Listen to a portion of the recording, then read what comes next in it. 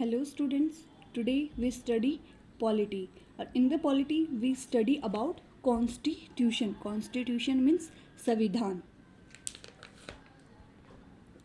तो what is constitution? The constitution is a document of people's faith and aspiration. Constitution is a document which has clearly defined the area of influence of work for the legislature, executive and judiciary. Constitution वो है जो हमारे legislature, executive और judiciary के area को define करता है कि वो कौन कौन से एरिया में क्या क्या काम करेंगे. जैसे लेजिस्लेचर का काम होता है कि लॉ को बनाना, ठीक है. एग्जीक्यूटिव का काम होता है उस लॉ को इम्प्लीमेंट करना कि वो ठीक से इम्प्लीमेंट करे. जुडिशरी का काम होता है कि वो लॉ ठीक से इम्प्लीमेंट हुआ है या नहीं, उस सब को देखना, ठीक है. अब कॉन्स्टिट्यूशन के भी कई टाइप होते हैं. जैसे फर्स्ट अगर टाइप हम देखते हैं तो कॉन्स्टिट्यूशन इज़ रिटन कॉन्स्टिट्यूशन और अनरिटन कॉन्स्टिट्यूशन, ठीक है. अब इनमें क्या डिफरेंस है? रिटन कॉन्स्टिट्यूशन वो कॉन्स्टिट्यूशन होता है जिसके अंदर सारे लॉज एक साथ इकट्ठा करके लिख के रखे गए हों. जैसे for example USA and India, जैसे हमारा कॉन्स्टिट्यूशन सारा एक जगह है. अनरिटन कॉन्स्टिट्यूशन का मतलब ये नहीं है कि उस कॉन्स्टिट्यूशन का कहीं लिखा ही नहीं है. लिखे हुए हैं लेकिन वो सारे पार्ट्स एक जगह किसी एक बुक में इकट्ठा नहीं है, वो सब अलग अलग जगह इकट्ठा हैं. और ये कॉन्स्टिट्यूशन है यूके का, न्यूजीलैंड का और ब्रिटिश कॉन्स्टिट्यूशन. अनदर जो कॉन्स्टिट्यूशन का टाइप है वो है फ्लेक्सिबल और rigid. Flexible constitution means easy to amend, जिस कॉन्स्टिट्यूशन में कोई भी बदलाव करना आसान हो. Rigid constitution means not easy to amend, जिस कॉन्स्टिट्यूशन में बदलाव करना इतना आसान नहीं हो, ठीक है. अब हम देखते हैं दूसरे टाइप के कॉन्स्टिट्यूशन. कॉन्स्टिट्यूशन का एक और टाइप होता है इनेक्टेड कॉन्स्टिट्यूशन और इवॉल्व्ड कॉन्स्टिट्यूशन. इनेक्टेड और इवॉल्व्ड में क्या डिफरेंस है? इनेक्टेड कॉन्स्टिट्यूशन मतलब कि कॉन्स्टिट्यूशन बनाने के लिए किसी एक बॉडी को एक टास्क दिया, उस बॉडी को बोला कि आप कॉन्स्टिट्यूशन बनाइए, जैसे हमारे कॉन्स्टिट्यूएंट असेंबली बनाई थी. एंड इवॉल्व्ड कॉन्स्टिट्यूशन वो है जो किसी बॉडी के द्वारा नहीं बनाया गया, कि वो बस नियम हैं लेकिन कुछ भी कभी ज़रूरत पड़ती है तो उन नियमों में बदलाव करते जाते हैं, या किसी चीज़ को ऐड करने की ज़रूरत पड़ती है तो टाइम टू टाइम उसमें ऐड होते जाते हैं.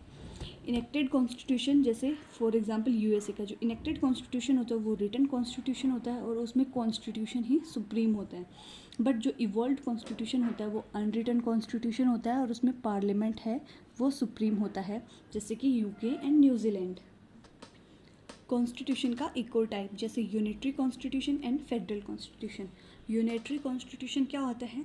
जिसमें सारी जो पावर्स हैं वो एक जगह केंद्रित होती है, मतलब एक ही जगह कॉन्सेंट्रेटेड होती हैं, जैसे कि सेंट्रल गवर्नमेंट के पास, ठीक है. वो होता है यूनिटरी कॉन्स्टिट्यूशन, ठीक है. उसमें लोकल गवर्नमेंट एग्जिस्ट तो करती है बट उस लोकल गवर्नमेंट के पास जो पावर होती है वो कभी भी छीनी जा सकती है. ऐसा नहीं है कि उनसे कोई पावर छीन नहीं सकता, सारी पावर सिर्फ सेंटर के पास होती है. फॉर एग्जांपल इसके एग्जांपल क्या है? South Africa and UK. Federal constitution क्या होता है? फेडरल कॉन्स्टिट्यूशन अगर हम डिफाइन करें तो फेडरल कॉन्स्टिट्यूशन वो कॉन्स्टिट्यूशन होता है, जैसे हम यूएस के कॉन्स्टिट्यूशन को ले लो, अगर उसके कॉन्स्टिट्यूशन से किसी का कॉन्स्टिट्यूशन मैच कर रहा है तो वो फेडरल कॉन्स्टिट्यूशन होगा.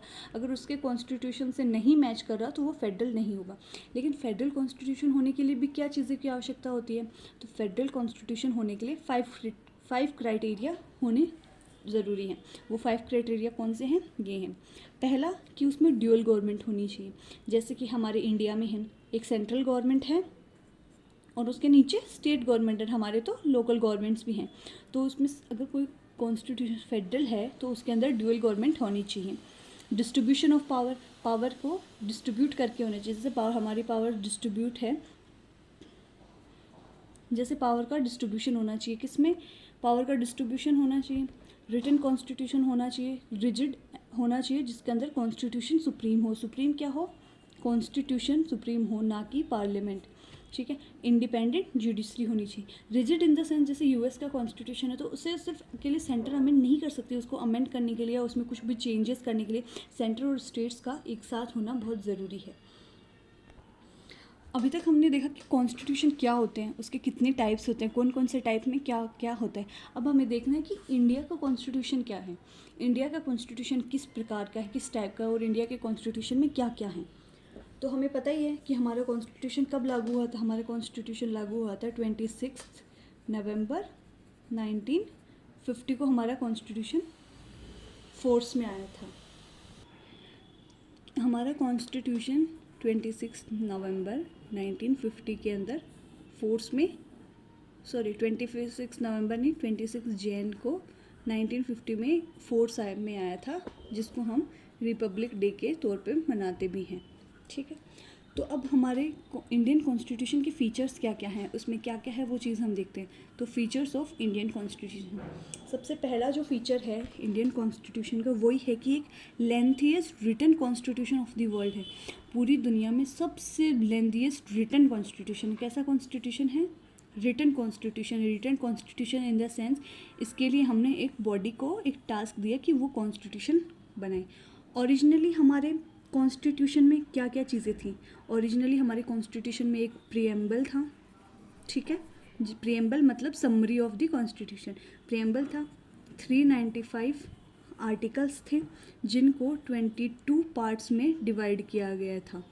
ठीक है, 395 आर्टिकल्स थे जिनको 22 पार्ट्स में डिवाइड किया गया था एंड 8 शेड्यूल थे। Okay, but time to time नए आर्टिकल्स जुड़ते गए, नए शेड्यूल्स जुड़ते गए, पार्ट्स कम ज़्यादा होते गए। तो आज के टाइम पे अभी प्रेजेंट टाइम में कितने हैं?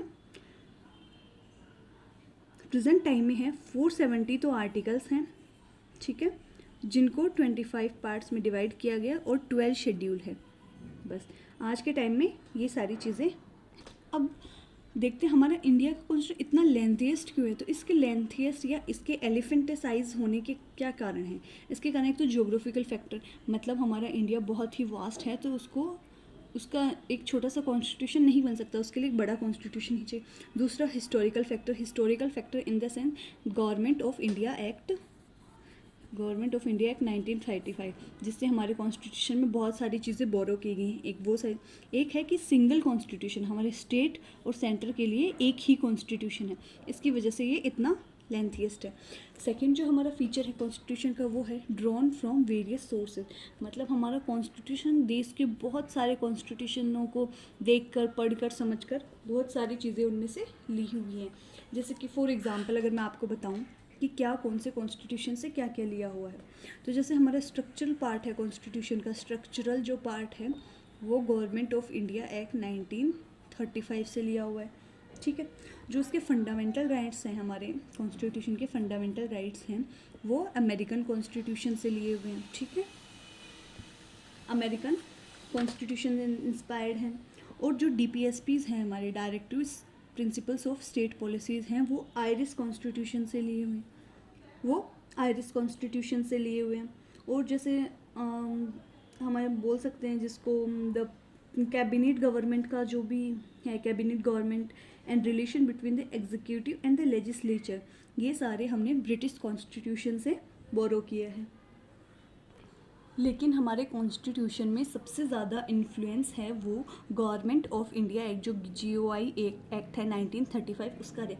उससे हमने जैसे लिया है फेडरल स्कीम, जुडिशरी, गवर्नर की जो पोजीशन है, इमरजेंसी जो पावर्स हैं, पब्लिक सर्विस कमीशन जैसे UPSC वगैरह, वो सब हमने गवर्नमेंट ऑफ इंडिया एक्ट से ली हैं। थर्ड फीचर जो है इंडियन कॉन्स्टिट्यूशन का वो है blend of rigidity and flexibility. अभी हमने देखा कि भाई कॉन्स्टिट्यूशन रिजिड कैसे होता है, फ्लेक्सिबल कैसे होता है। जिस कॉन्स्टिट्यूशन को अमेंड करने के लिए स्पेशल प्रोसीजर की ज़रूरत होती है वो रिजिड होता है, और जो थोड़ा आसानी से अमेंड हो जाए उसको हम फ्लेक्सिबल कहते हैं। तो इंडियन कॉन्स्टिट्यूशन किसके हिसाब का? इंडियन कॉन्स्टिट्यूशन ना तो बहुत रिजिड है ना ही बहुत फ्लेक्सिबल है, ये दोनों का ब्लेंड है, मतलब blend of rigidity and flexibility. अब हमारे आर्टिकल 368 है वो हमारे कॉन्स्टिट्यूशन में अमेंडमेंट करने की प्रोसीजर को बताता है।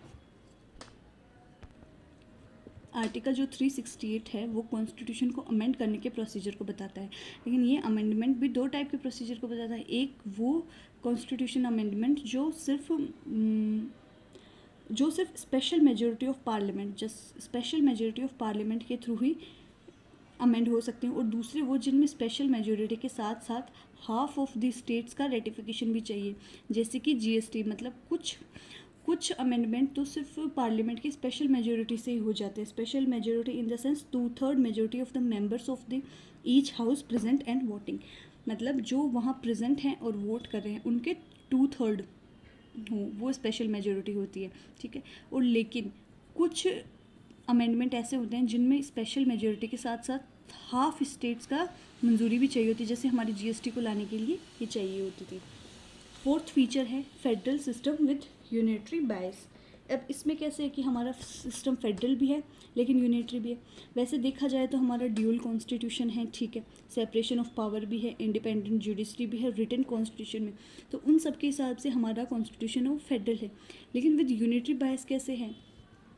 यूनिटरी बायस इसलिए है कि एक तो सिंगल सिटीजनशिप है, ठीक है, सारा जो सेंटर है वो हमारा बहुत ही स्ट्रॉन्ग है, ठीक।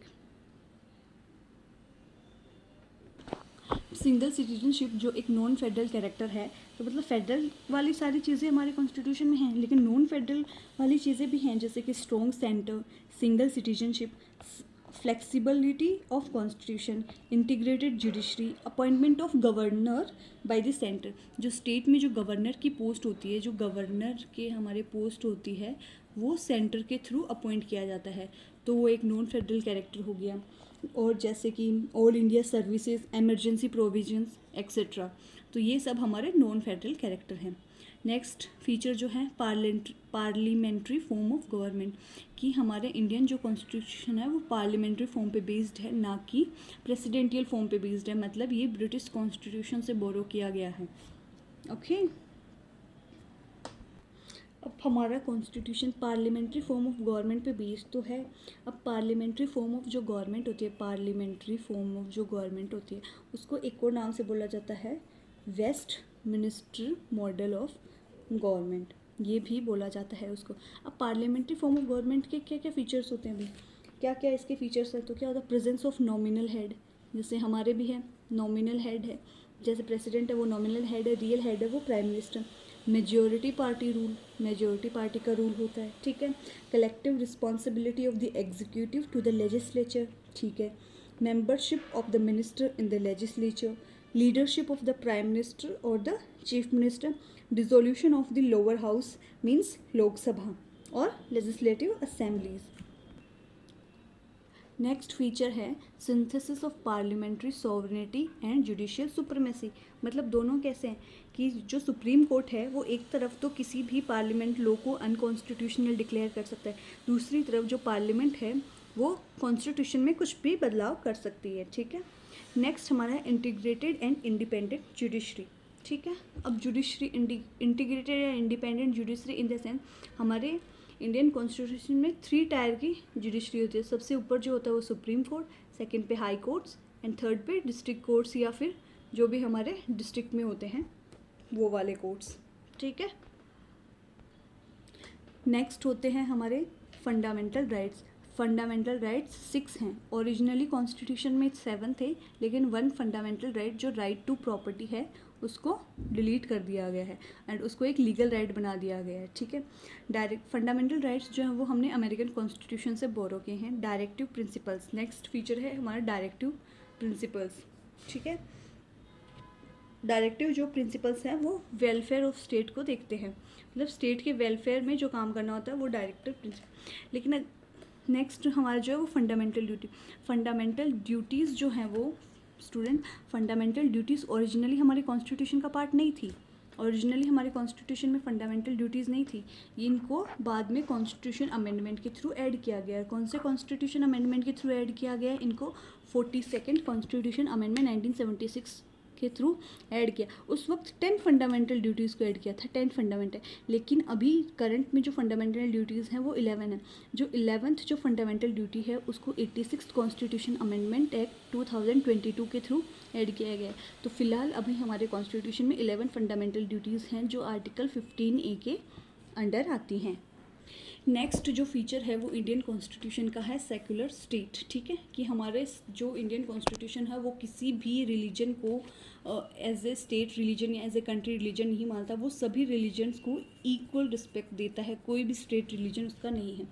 नेक्स्ट फीचर है यूनिवर्सल एडल्ट फ्रेंचाइज, मीन्स जो 18+ हैं जो वो सभी को राइट टू वोट है, और जो राइट टू वोट की एज है वो 18 है, पहले 21 थी लेकिन कॉन्स्टिट्यूशन अमेंडमेंट के थ्रू उसको लोअर करके 18 कर दिया है, ठीक है। नेक्स्ट है सिंगल सिटीजनशिप, मतलब हमारे इंडियन कॉन्स्टिट्यूशन, अगर कोई इंडिया में है तो वो सिर्फ इंडिया का सिटीजन हो सकता है, किसी दूसरी कंट्री का सिटीजनशिप नहीं है। डुअल सिटीजनशिप हमारी कंट्री में अलाउ नहीं है। अगर वो खुद से किसी और कंट्री की सिटीजनशिप ले लेता है तो उसकी इंडियन सिटीजनशिप अपने आप ऑटोमेटिकली रिनाउंस हो जाएगी, मतलब ऑटोमेटिकली वो इंडिया का सिटीजन नहीं रहेगा। इंडिपेंडेंट बॉडीज़, जैसे हमारे इंडियन कॉन्स्टिट्यूशन बात की गई, इंडिपेंडेंट बॉडीज़ जैसे election commission and comptroller and auditor general, जैसे UPSC, state public service commission. और हमारी कॉन्स्टिट्यूशन में इमरजेंसी प्रोविजंस भी हैं। फॉर एग्जांपल हमारे यहाँ 3 टाइप की इमरजेंसीज हैं, जैसे नेशनल इमरजेंसी, सेकंड एक नेशनल इमरजेंसी,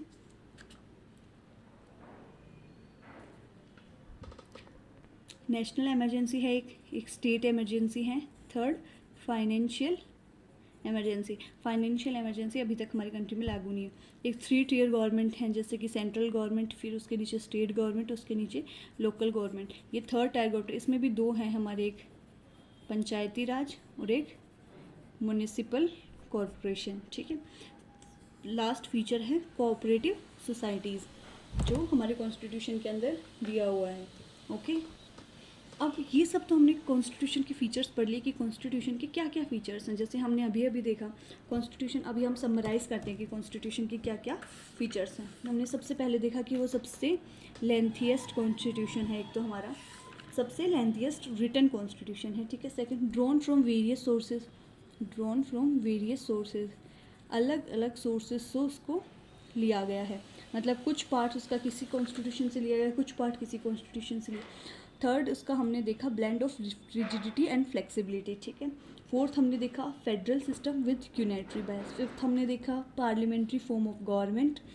फिर synthesis of parliamentary sovereignty and judicial supremacy, integrated and independent judiciary, fundamental rights, DPSPs, a secular state, universal adult franchise, single citizenship, independent bodies, emergency provisions हैं हमारे constitution, 3 tyre government हैं, cooperative societies हैं।